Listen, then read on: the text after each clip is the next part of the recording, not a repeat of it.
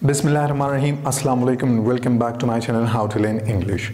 Well guys, in today's video we're going to talk about the definition of the sentence and the parts of the sentence. So without wasting any time, let's get to the topic. First of all, how can we define a sentence? So the formal definition of the sentence is the basic unit of a language which expresses a complete thought. It follows the grammatical rules of the syntax.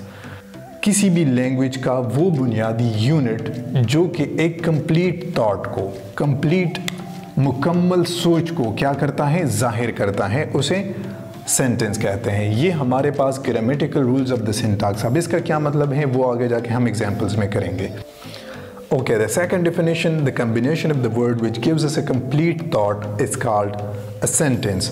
अल्फाज का वो मजमुआ जो कि एक मुकम्मल सोच को जाहिर करता है, बयान करता है, उसे सेंटेंस कहते हैं। अब हमारे पास एक एग्जांपल है, ही प्लेज फुटबॉल। अब इस पर्टिकुलर सेंटेंस में हमारे पास कंप्लीट थॉट जनरेट होता है।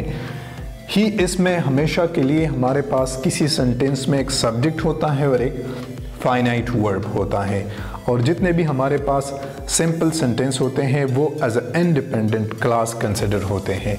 लेकिन हमने उसके बारे में अभी बात नहीं करनी है। अभी हमने सिर्फ इसके पार्ट्स के बारे में बात करनी है कि पार्ट्स ऑफ द सेंटेंस हमारे पास क्या है। यहाँ पर हमने इस सेंटेंस को दो पार्ट्स में डिवाइड किया है। पहले हमने लिखा हुआ है सब्जेक्ट और सेकेंडली हमने लिखा हुआ है प्रेडिकेट। आप लोगों ने इसके बारे में सुना होगा कि प्रेडिकेट क्या होता है। अगर नहीं सुना है तो अभी मैं बता देता हूँ। सबसे पहले आपने देखना है सब्जेक्ट को। सब्जेक्ट का पहले से ही आप लोगों को पता होगा कि the doer of the action of the verb is called subject. किसी भी सेंटेंस में वर्ब को परफॉर्म करने वाले वर्ड को हम सब्जेक्ट कहते हैं। किसी भी सेंटेंस में वर्ब का एक्शन परफॉर्म करने वाला वर्ड सब्जेक्ट कंसिडर होता है। इसे उर्दू में फ़ाइल कहते हैं और पता नहीं कि हिंदी में इसे क्या कहते हैं। अगर आप लोग जानते हैं तो काइंडली कमेंट सेक्शन में बता दीजिएगा। ओके, अब प्रेडिकेट क्या है? Predicate it tells us about the subject. ये हमें सब्जेक्ट के बारे में बताता है। और it gives us the more information about the subject. ये हमें सब्जेक्ट के बारे में ज़्यादा इन्फॉर्मेशन देता है। आप लोग देख लीजिएगा, दूसरा हमने एक सेंटेंस लिखा हुआ है कि ही इज़ अ स्टूडेंट, वो एक शागिर्द हैं।